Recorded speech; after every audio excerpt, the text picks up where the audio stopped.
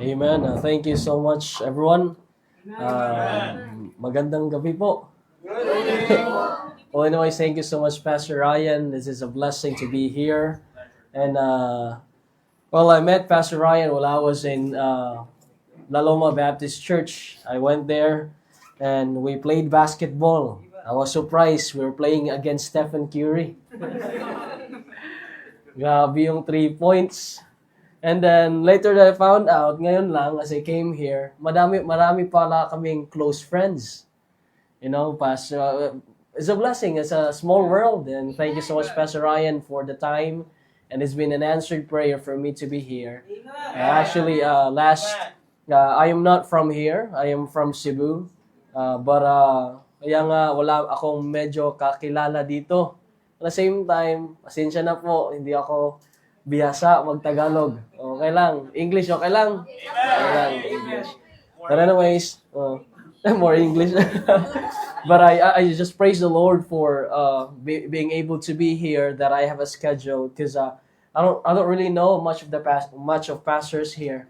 But thank you so much, Pastor Ryan.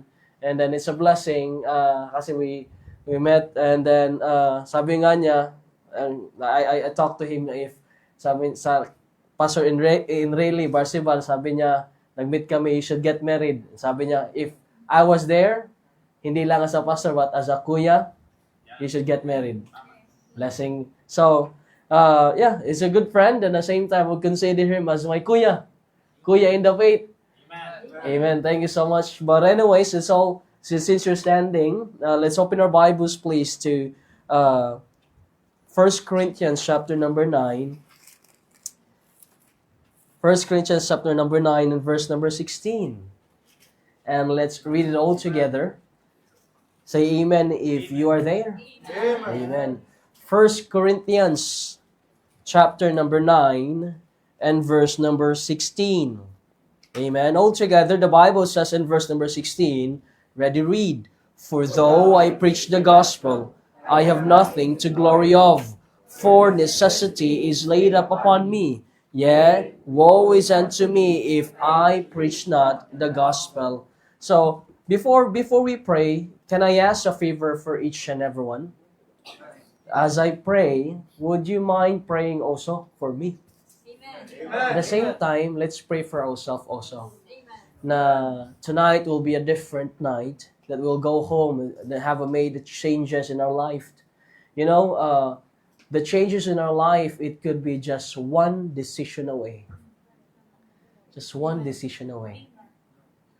So, would you mind that? Let's ask for the Holy Spirit that would work in our hearts, that will bless us, that we will have greater impact for the Lord. Let's bow our heads and close our eyes. Gracious Father, thank you so much once again for your grace and for your mercy. Thank you, Lord, for this church. Thank you, Lord, for Pastor Ryan and Ma'am Kim. I just pray to bless them.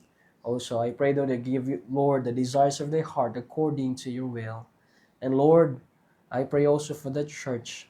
Tonight, I pray, Lord, that you'd speak to each and everyone. I pray for the Holy Spirit that will give clarity. And God, let it be today that we will make a decision that it will change our life and how we treat you, how we view our God. And Lord, I pray, give me grace and give me wisdom. Lord, I am nothing. We are nothing, God. We needed you, Lord. We need you, Lord. Lord, I pray, help us, Lord. Give us grace so that we can worship you and glorify your name and magnify you and lift you up above every other name. Lord, we thank you for everything, Lord. We give you, Lord, the honor and glory because you are worthy. Amen. In Jesus' precious name, amen and amen. You may be seated. Thank you so much. Thank you so much. Now, before I begin, I would like to share my testimony. So, how I became a missionary to Taiwan. So, that's, so if you know, actually, by the grace of God, I'm getting married also. Amen. I'm so excited for that. And, yung sabi ni and the blessing is, yung mapapangasawa ko, it's also, my fiancé also look at Pastor Ryan as a kuya.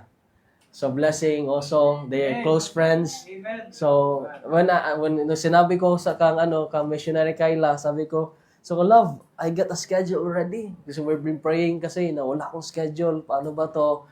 Kasi nga, we're trying to save money for deputation, at the same time, raise fund for the wedding. So, try to work hard.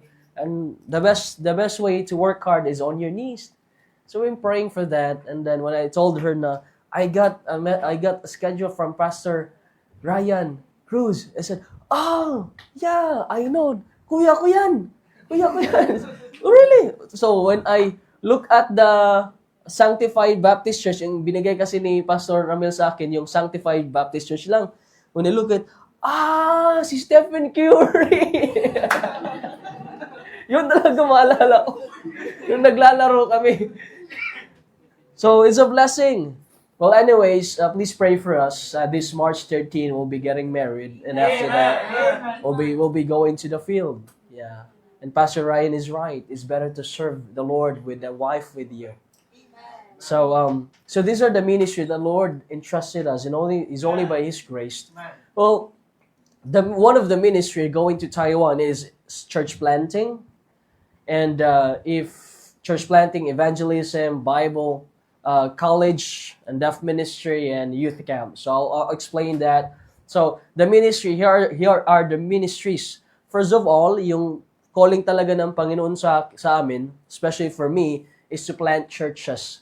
Why? Because I've tasted and seen God's faithfulness, where I used to pastor a church in Agusan del Norte, Mindanao, a pioneering work where we reach out the native people. I was serving as an assistant pastor, and in a pioneering work, it is really a blessing, talagang super blessing, where you can see life has been changed because of the gospel, and yung biyaya ng Panginoon, yung grace ng Panginoon na gamitin ka in that ministry. So our desire is to go to Taiwan and plant a church and give it to the local people. So ito po yung church po natin ngayon. And then after siguro ma-plant na, we'll move to a different city and plant another church, because my desire, my calling is a church planting missionary. So, and speaking of Taiwan, the reason why it is Taiwan is because I work as a professor in Taiwan. I work as a medical English professor in Taiwan. And because of the pandemic, I had to be back here. It was 2017 until 2020 where I worked there. And then, bumalik lang ako dito kasi nga sa pandemic. So it is the reason why it is because of Taiwan, not only because I've been there, I work there, but because I also nakita ko talaga yung need sa Taiwan. One time I was sharing the gospel to my Taiwanese friend. So I told him that there is no other way that we will go to heaven. It is only through Jesus Christ, because He paid for our sins. And because we are sinners, we cannot go to heaven. And the Bible tells us that no one else can pay. I cannot pay for your sin, nor do you can pay for my sin. Nobody else can pay for our sin. The Bible tells us there is no other name written on heaven and on earth na tayo'y maligtas but Jesus Christ. Amen. And Jesus Christ paid the price, and He died on the cross. He was buried and resurrected on the third day. So I gave him the gospel. But my Taiwanese friend said this, "Wobo siyang yao ni da siyang di. Engway ni da Yesu mayo tsiyen." It means like this: I don't need your Jesus because your Jesus doesn't have money. So, yun yung isa sa mga reality talaga na this country needed the gospel. Amen. And the Bible tells us na mahirap talagang masave yung mga rich. Ito yun. It is easier for the camel to go through a needle than a rich man being saved. That's the reality of life. But then again, the Bible tells us in the next verse, but nothing is impossible with God. So I'm going to Taiwan to prove that there's nothing impossible sa Panginoon. So yun po yung panawagan po natin is to plant churches in Taiwan. Not only that, but the grace of God, I've also had the privilege na to be with my future wife who's also work and serve in the deaf ministry. So Kayla po, she served as nandun po siya sa deaf ministry. And before becoming a pastor, I was a deaf evangelist in our church. So 2015, we pioneered the church po sa Gospel of Christ Baptist Church po, yung deaf ministry. By the grace of God, I also serve as a dean, Bible college dean in our church. So, and that's the reason why ngayon po is only by the grace of God na meron na po tayong Bible college for the deaf people. Amen. So, isa po yun sa mga gawain po natin kasi the Bible tells us in Mark 16:15 to preach the gospel to what? Every creature. That includes the deaf. So as a church, if we neglect the people who cannot hear simply because we don't know sign language, because they're deaf, we are not obeying the Great Commission. Because the Bible tells us that God desires everyone to hear the gospel. Amen. Do you believe that everyone needed to hear the gospel? Amen. Well, maybe not everyone will be saved because we cannot control the decision, but everyone must have an opportunity to hear the gospel. And the Bible tells us how can they hear without a preacher. And it is so interesting because my first question, well, they're deaf, they cannot hear. Teka muna. But when I look at the scripture, the word hear in that verse, it doesn't actually means listening. It means understanding. So, how can they understand if there's no one to interpret for them? And the Bible says, faith cometh by hearing. So which means, faith cometh by understanding. That's right. Because many times we hear the scriptures, many times we heard the sermon, we heard the gospel, but we have never understood. And that's why hindi tayo na-save kasi hindi pa natin naiintindihan. But at the moment that we understood, we hear that gospel. So that means it is not impossible for the deaf to be saved.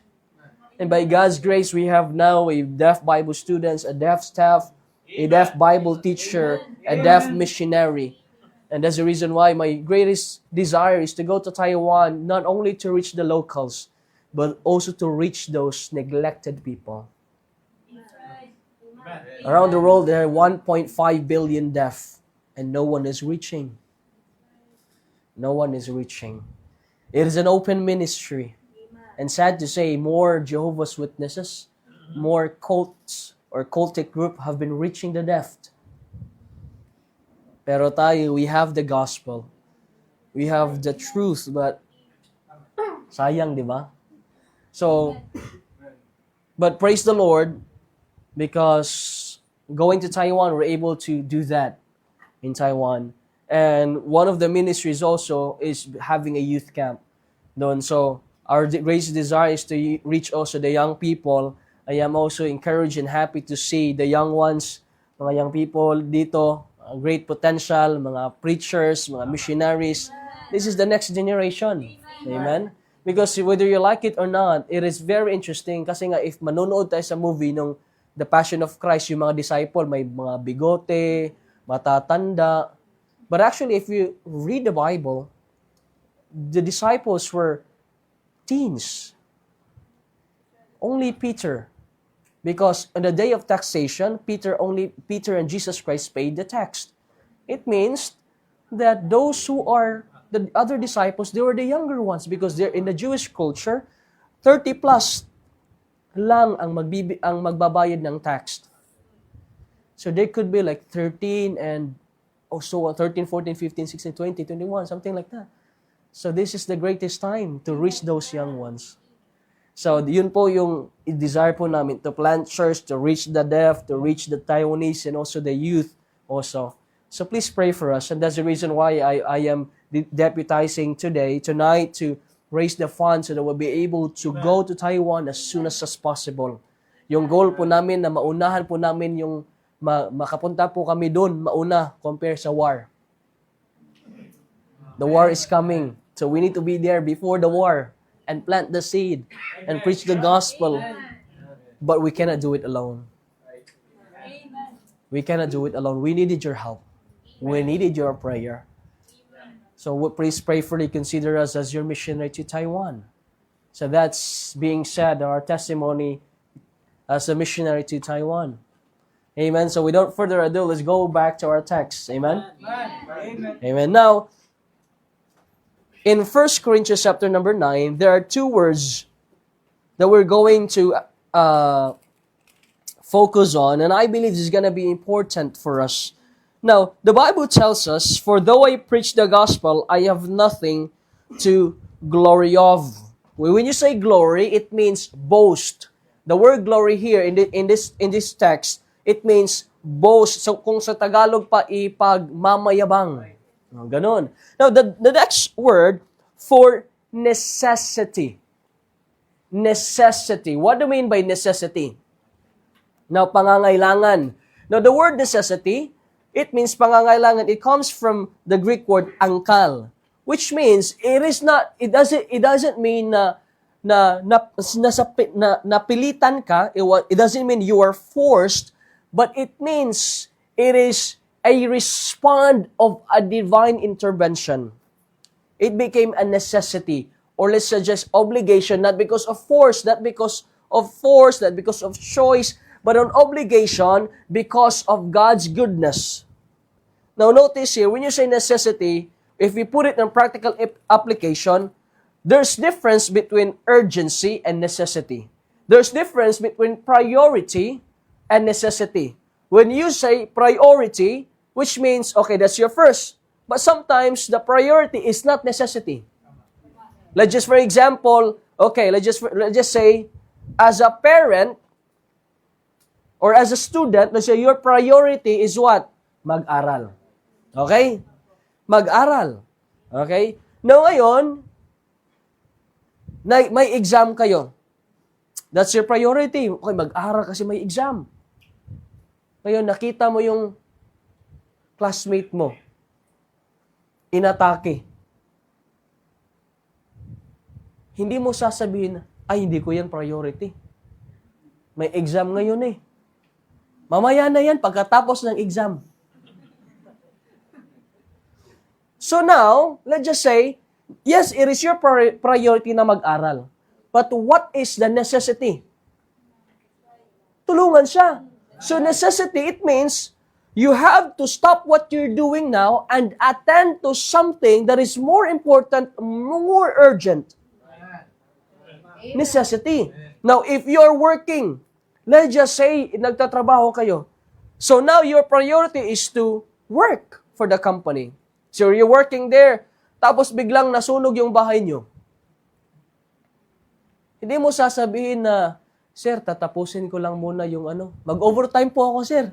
Mahal ko po yung job ko, overtime, mamaya na yun. Priority ko kasi yung job ko. So you would say, sir, I'm sorry, I need to leave. Why? Yung bahay namin nasusunog. So you have to stop with what you're doing and what? Attend to the necessity. No, very interesting. Because Paul said, "For though I preach the gospel, I have nothing to glory of. For necessity is laid up upon me." Sabi ni Pablo, na every time I preach the gospel, hindi ko yang pinagmamayabang. Pero bakit ko yang ginagawa? Kasi naging priority ko more than that. Naging necessity ko, kailangan ko talagang mag-preach. And that's the reason why in the Bible, you would say they cease not to preach and teach.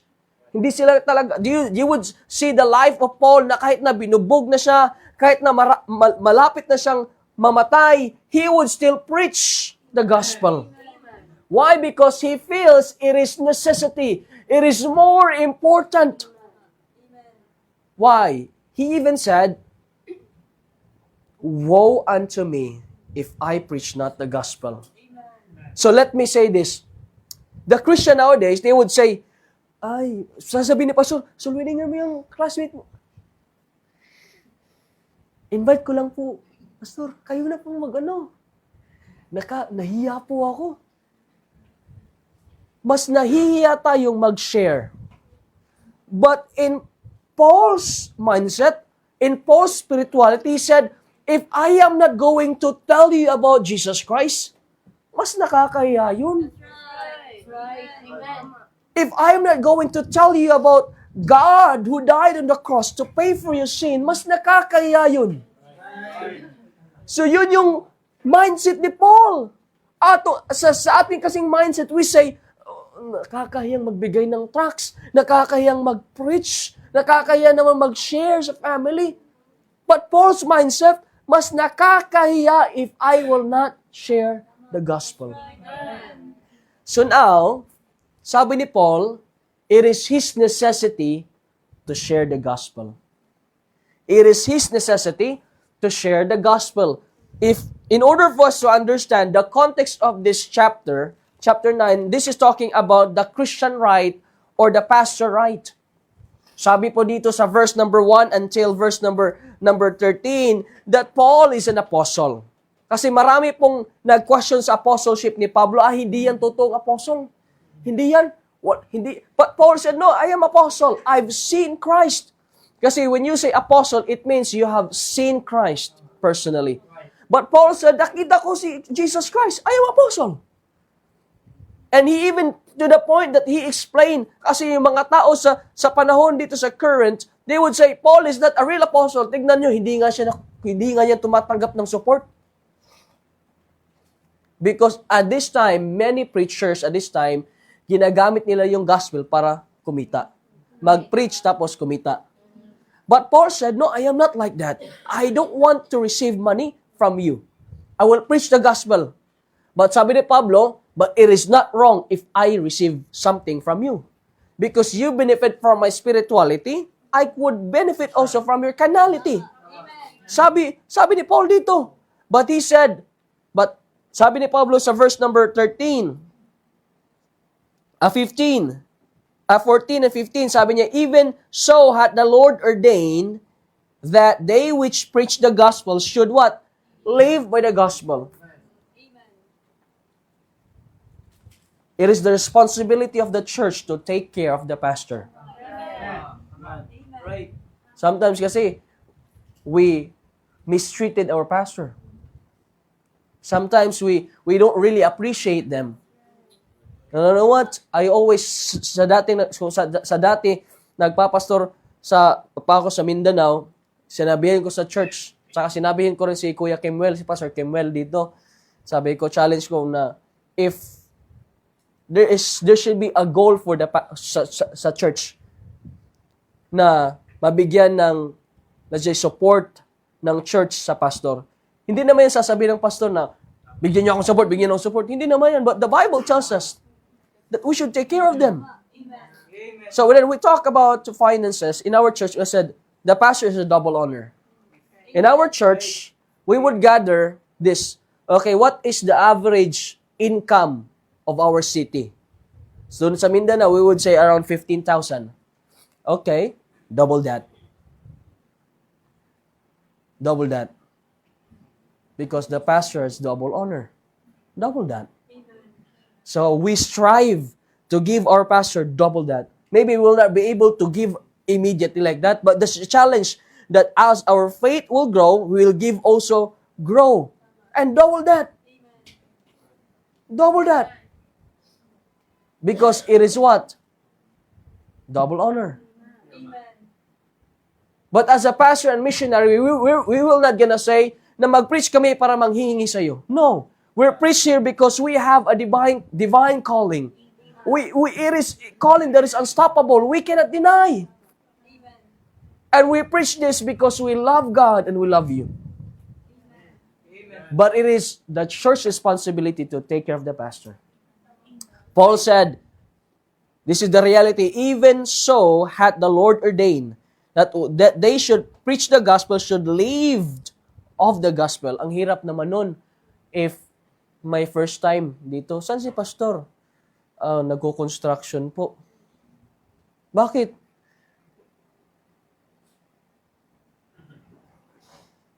Sideline. extra income. Pag may visitors, mahirap yun. Di ba?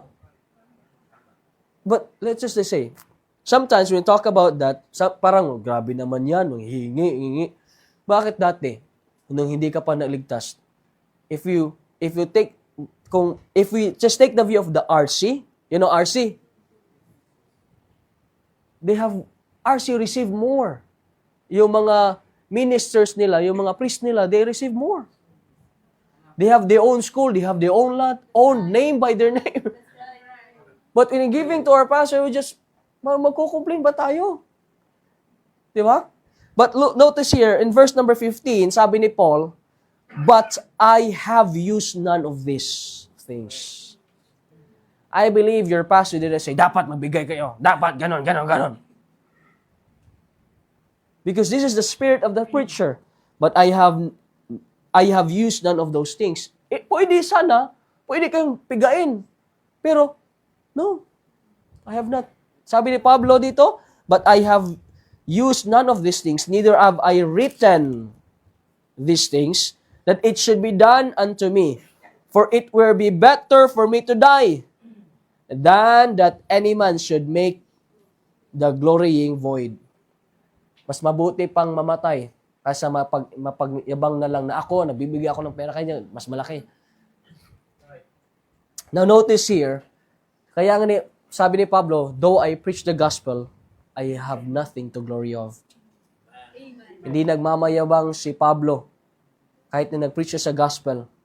He would not say, nag-preach ako sa gospel, look at now, ito na yung salary ko, ito na yung allowance ko, ito na yung, wala na. But look at here, the essence of this chapter is just talking about Paul explaining to the believer what is his responsibility. If we are going to pay for the pastor's job, pag-study pa lang, hirap. Mag-study pa lang, ang hirap. Praying for you, crying for you every night. Sometimes people would call you in the middle of the morning, 2 a.m. in the morning, Pastor, may lagnat si ano, ha? Hindi naman ako doktor. Pastor, may sunog dito. Hindi rin ako bombero. Pastor, namatay si ano, pag-pray mo. Hindi naman, basta mador, di ba? But you see, that the pastor's job is very important, that every trouble we go there. And God knows that tears that He prayed for you name by name, He knows that kung ano yung burden nyo, magiging burden din nila. Hirap nun. But they're not gonna ask na, dapat ganito, dapat ganyan. No. Because, sabi nga ni Pablo, I have used none of these things. And let's understand bakit ganun ang characteristic ni Pablo. Why? Because it is his necessity na mag-preach ng gospel. Then let me ask you this question. What is your necessity? Ano yung greatest necessity mo? What is your greatest necessity? Paul said, ganito yung sinabi ni Pablo. Okay? Although Paul had the right to do everything, but he neglect the right and the privileges. Why? Because he said, hindi ko naman na ginagawa para may makuha ako. Ginagawa ko yan because I want to do this for the Lord. And Paul made soul winning, preaching the gospel, his first priority. Na to the point, Paul did not accept anything from the church. So that the church would forcefully give them to Paul. But Paul would not accept. And that's the reason why Paul had to be a tent maker. Although Paul was a tent maker, he was preaching in the market, he would say, but necessity, yung preaching the gospel. Priority niya siguro, maybe he has to be tent maker. Pag may bibili, siya ng gospel. Because it is his necessity. Why? Because Paul's priority is preaching the gospel. Now, I want you to understand this. This is very nice. Look at this one. Verse number 16, for though I preach the gospel, I have nothing to glory of, for necessity is laid upon me. Now, hindi sinabi ni Pablo na ginawa kong necessity. Ginawa ko yung gagawin kong pangangailangan talaga, kailangan ko mag-preach, gagawin ko. Sabi ni Pablo, necessity is laid upon me. Ibig sabihin, laid, binigay sa kanya. Binigay sa kanya. Why? Because if you are saved, God will put in your heart to tell someone about your salvation. I remember the time that I got saved. I was 11 years old. The next Sunday, sabi ko, kailangan ko invite yung kapatid ko. I need to invite. Yung peace na nararamdaman ko, kailangan ko talaga. So I invited them. And during sa invitation, sabi ni Pastor, sino dito pang hindi pa tiyak na saved? Are you sure that you're saved or not? If you're not yet sure, please raise your hand. Yung kapatid ko, hindi siya gumanon. Ginanon ko kamay niya. Because I want her to be saved. Because I want her to feel, I want her to know there's peace, but there's something talaga. If you're saved, talagang kailangan mong hindi mo yan mapipigilan eh. So yun ang sabi ni Paul na it is necessity. Ang binigay ng Panginoon sa akin, ang Panginoon ang nagbigay sa akin nito ng obligation, necessity that I need to share the gospel. It is a joyful thing to share the gospel. Now notice here, in verse number 19, I believed, in verse number 17, of 19, for though I be free from all men, yet have I made myself servant unto all, that I might gain the more. So notice here, Paul is saying, gusto ko talagang mag-share because God had given me that desire to share the gospel. And the reason Paul is keep sharing is because he want that I may gain the more. So that more people will be saved. So notice here, if you look at the scripture, many times, dito, makikita natin, I is a personal thing. Sharing the gospel, witnessing to someone is a personal commitment. It is a personal desire. It's a personal, you have to make it personal. Hindi po ibig sabihin, hindi ako magsosoul winning kasi walang program sa church. Hindi ako magbabasa ng Bible kasi hindi naman sinasabi sa pulpit. Hindi ako aalis kasi walang schedule. Hindi ako mag-share kasi hindi naman.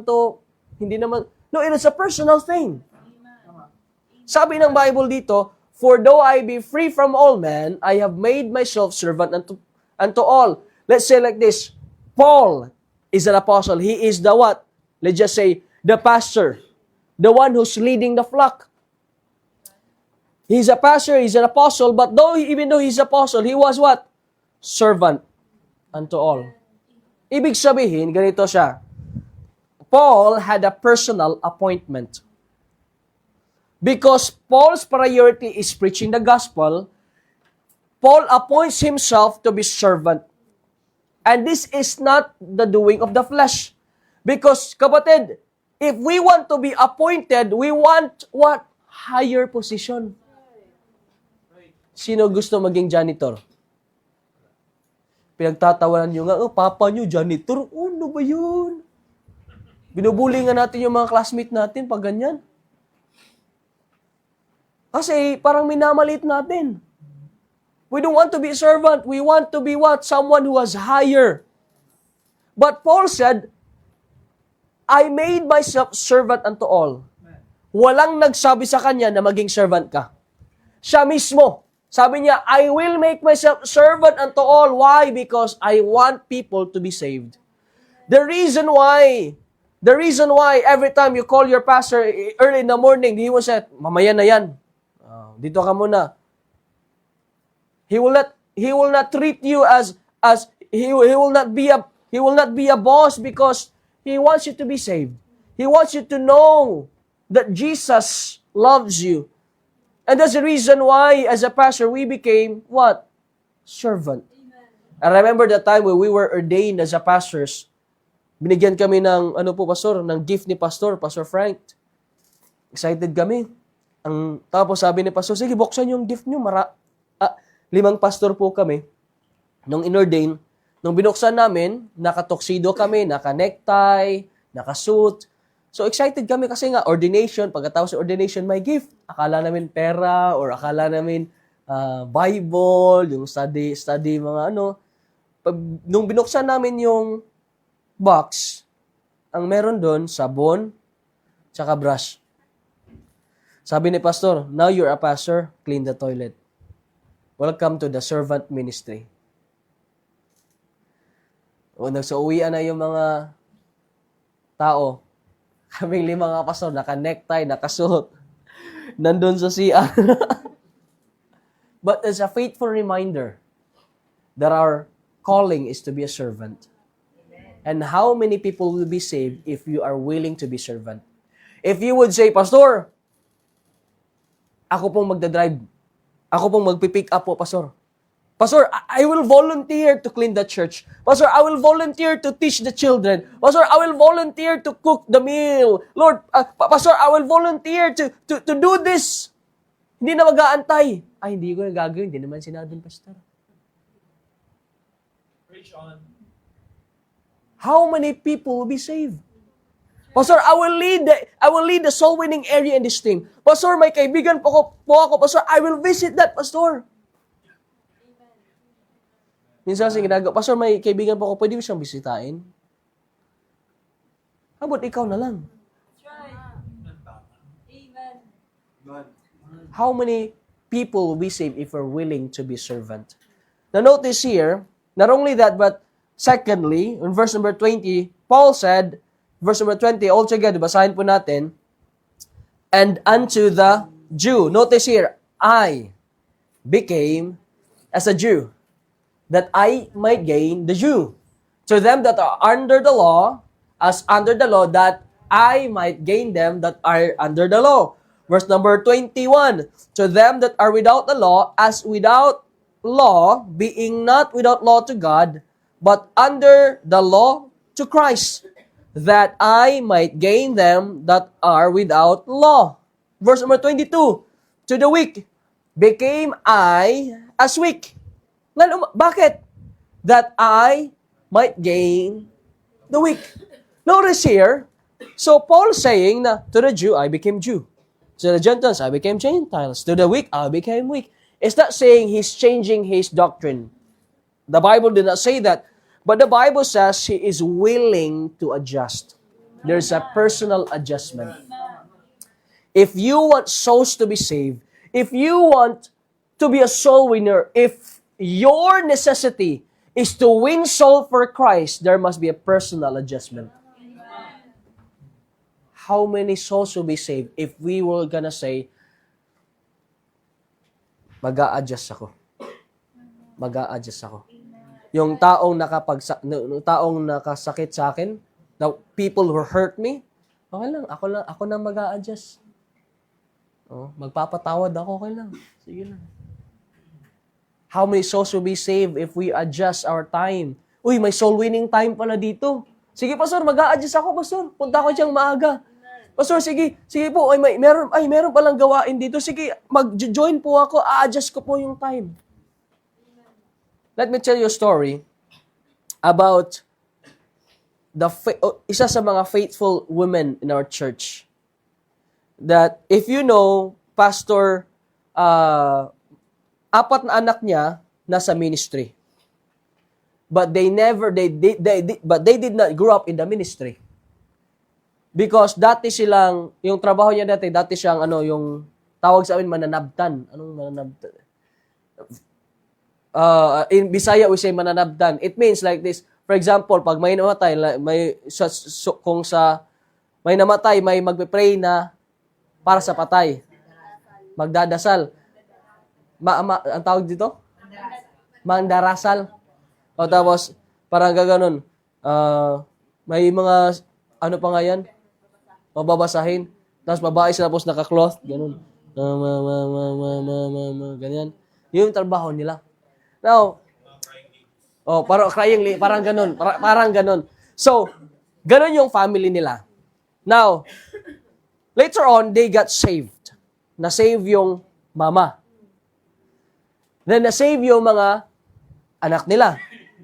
Now, the old lady, he wants to serve the Lord. But hindi siya marunong paano mag-share ng gospel. Because he just newly saved. But he had so many friends na mga kagaya niya. So, ginawa niya, pupuntahan niya doon, sasabihin nila, sis, punta ka sa church. May church kami. Sabi nung, bakit saan ka naman nag-church? Nagbago ka na. Oo, kasi mas naiintindihan ko doon. Punta ka doon. So, of course, her friends would give reason. Sasabihin ng friends niya, ay, hindi, busy ako. Kasi nga, but they would not say no. Kasi ayaw niyang ayaw ng friends niya maka-offend din. So, her friend will say, ay, busy ako sa Sunday, maglalaba ako. May lalaban ako. May maraming gawain sa bahay. Sa Sabado, may ano pa ako, busy kasi. But because she loves the Lord and she loves her friends, she will not accept the word no. She will say, ay, may labahin ka pala. Sige, san? Ako na maglalaba. And she would go there Saturday sa iyo maglalaba. O saan ba yung mga labahin niyo? Sige, pupunta ng bahay, maglilinis sa bahay. Yun lang naman pala. Ay, hindi ka maka-church kasi maglilinis ka. Kasi sa Sabado, ako na maglinis, tulungan kita. She would go to the house sa iyo maglalaba.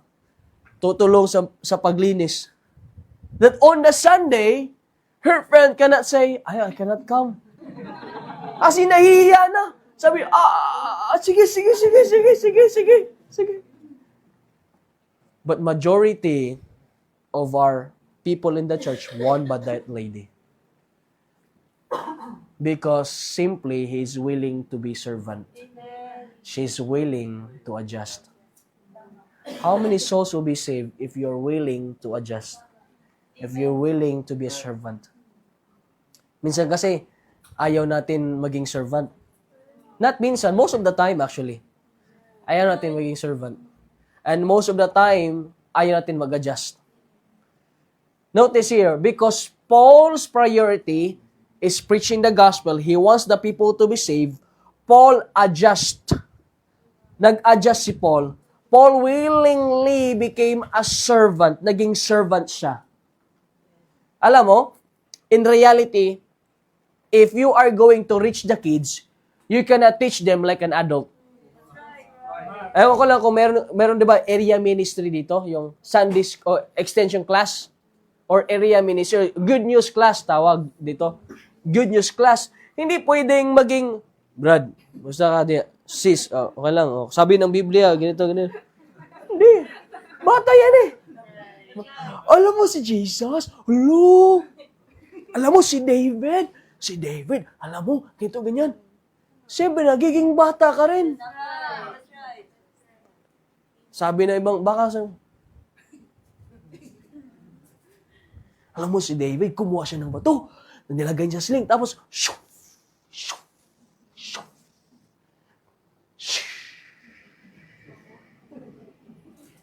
si Goliath,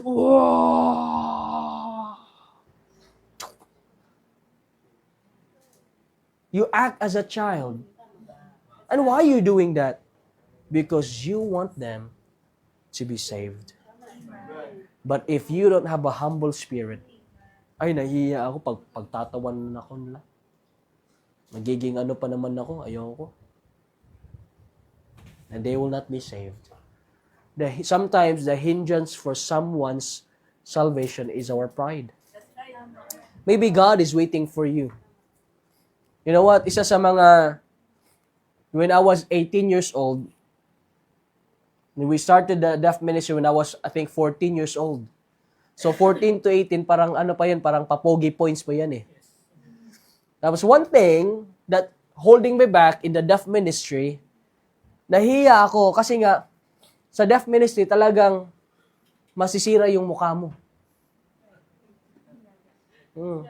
Kasi nga, facial expression na eh. May example, may kwento si pastor na nagkwento siya ng may isang ganyan. Tapos ikaw rin, talagang, dami mga young people, mga babae. Ayaw mong wala lang. But because you want them to be saved, okay lang. Kahit na pangit ako. Kahit na maging pangit, okay lang. Basta, masave lang sila. And teaching the adults too. You cannot teach them like a child. Alam mo, kuya, sabi ng Bible, hindi pwede. You have to adjust. Right. Di ba? Right. There must be willingly personal adjustment. Amen. But how about this? Not only in socialization, but how about our personal life? If we are willing to adjust in our character, how many souls will be saved? Amen. Siguro, kung dati, nakikita nila sa'yo, ito yung mayabang yan. Malaki yung ulo. Feeling niya, gwapo siya. Feeling lang naman. But if you are willingly to say like, hey, you know what? I'm sorry. I was wrong. Mag-a-adjust ka sa personality mo. So, pasensya ka na kung nasabi ko yun, ha? I'm sorry. Wala lang ako talaga sa mood. Pasensya ka na. People would say, that's different. That's different. He is different. Bakit? Bakit siya? Iba siya sa lahat. People will be saved. As a family, minsan kasi, the hindrance of us using, na hindrance kung bakit hindi tayo ginagamit ng Panginoon, tayo lang din. We're not willing to adjust. We're not willing to be used. We're not willing to be servant. Sabi ni Paul, so that I can gain the more. He's willing to be servant. He's willing to adjust. Not only that, but verse 23, look at verse number 23.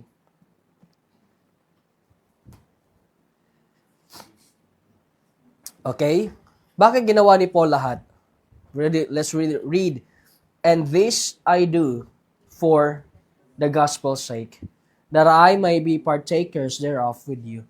The reason why Paul is willing to be a servant, the reason why Paul is willing to adjust, kahit na sinusuntok pa siya, kahit na he was accused, he was imprisoned, na pwede sana siyang mag-demand na hindi naman pwede ako kulungin, wala naman akong ginawa. Paul just didn't say nothing.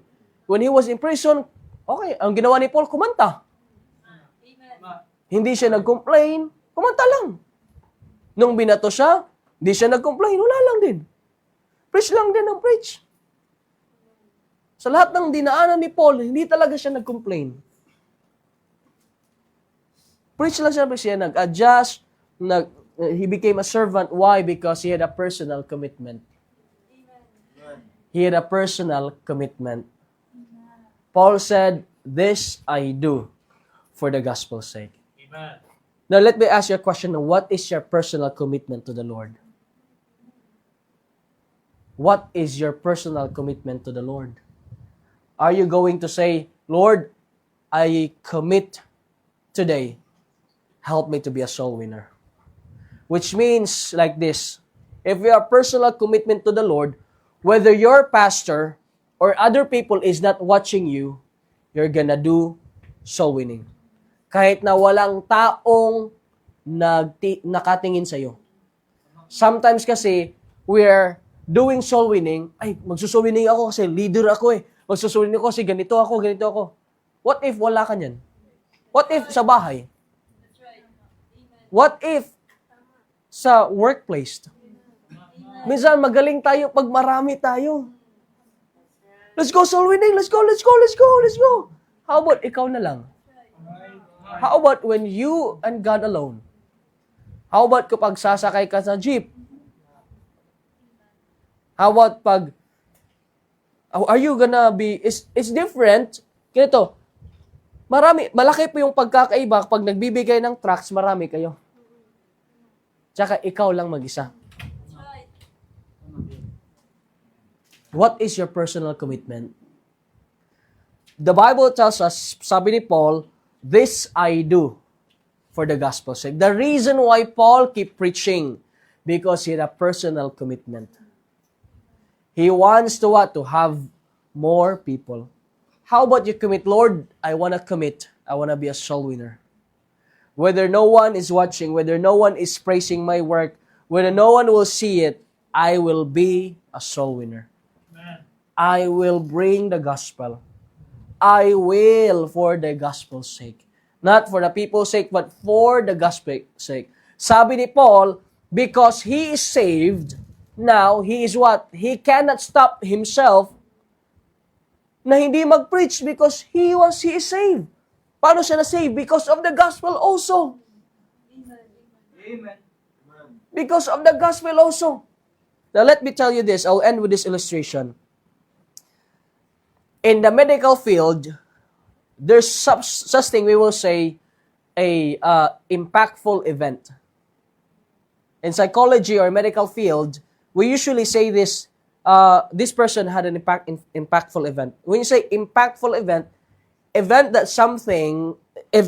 an event that happened that you cannot forget, that it has an impact in your life. For example, in Philippines, most people talk about mga bagyo. Let me ask you a question. Anong bagyo na hindi mo makakalimutan? Ondoy. Ano pa? Yolanda. Ano pa? So, Enteng Kabisote. Kasi, Ondoy, Yolanda. Have you ever noticed when people talking about bagyo, si Yolanda, ganito. May makakarinig kahit hindi naman tinatanong, nga, kami nga nun, talagang ako nga nun, umakyat pa nga ako sa puno. Hindi naman, you did not ask. How about like this? Impactful event, siguro sa mga Gen Z, wala na kayo dito. Sinong nakakalaro ng Lastic O? Yung ganun pa. Dampa dito, tsaka yung pugs. Yung ganun. Pag sinasabi natin, larong 90s. Kahit na hindi ka tinatong, unong kabataan ko talaga, naalala ko talaga. How about ganito? Impactful event, something like this. It might be funny. Sinong naka-remember top 1 sa school nyo? Wala, no? Tumae sa school nyo.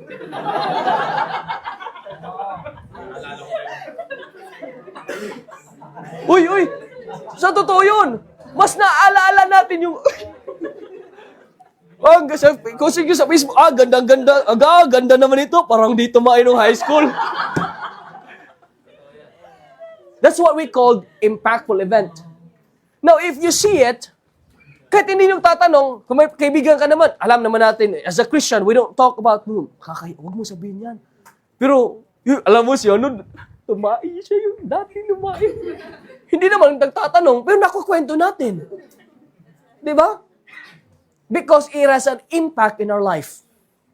So when you say impactful event, is an event in our life that we cannot forget. To the point, that even though no one will ask, no one will force us, we will be the one to what? Talk about it. You get it? Okay. Now, here's my point. Our salvation should be an impactful event. Our salvation should be an impactful event. The day that you got saved, the day that you trusted the Lord Jesus Christ, the day that you have assured na pupunta ka sa langit, remember that feeling, remember that day na you know that you had a peace inside of you, na pupunta ka na sa langit. You should not wait for someone to tell you. Go tell them about Jesus. If it's impactful for you, you will tell it. Amen. Paul is saying the salvation na natanggap niya sa Panginoon, it has an impact to him. And that's why it became necessity. Na mas nakakahiya sa kanya na hindi siya makapag-share. The question is this, are you saved today? Amen. Amen? Now, the second question, if you're saved, does your salvation have an impact? Does your salvation had an impact? Minsan magaling lang tayo sa kwento ng tumae. Si ano tumae siya, gano'n. Pero how about your salvation? Talk about that. So Paul is saying, this I do for the gospel's sake. So bakit ginawa ni Paul? Bakit he's willing to be humble? He's willing to become servant? He's willing to adjust? Why? Because siya rin ay naligtas. And this I do for the gospel's sake. The reason why we do soul winning, the reason why we tell people about the Lord Jesus Christ is because we are saved also. And we have to tell them. And God changed our life, and God can change their life too. But you cannot do that if you don't have personal commitment. Let's all stand, please, and close our eyes. Lord, thank you so much once again. Lord, thank you, Lord, for reminding us, Lord, that your word is an impactful message. Your word, oh God, has impact on our life. You have saved us, you have changed us. And Lord, you died on the cross for our sins. Thank you, Lord, for that day that you have changed us eternally, that you have secured us, that we are going to heaven. God, I pray tonight that we will become a soul winner Christian, a soul winning Christian. Lord, I pray for each and every one. I pray that you would speak to each and every one, that we will have a commitment to have a personal adjustment, a personal appointment to become a servant, and a personal commitment to be a soul winner. Lord, thank you for the salvation. I pray that salvation, that day that we got saved, there will be an impactful event, not to us, but also to somebody else. Lord, we thank you for your grace and for your mercy. I'll give this to Pastor.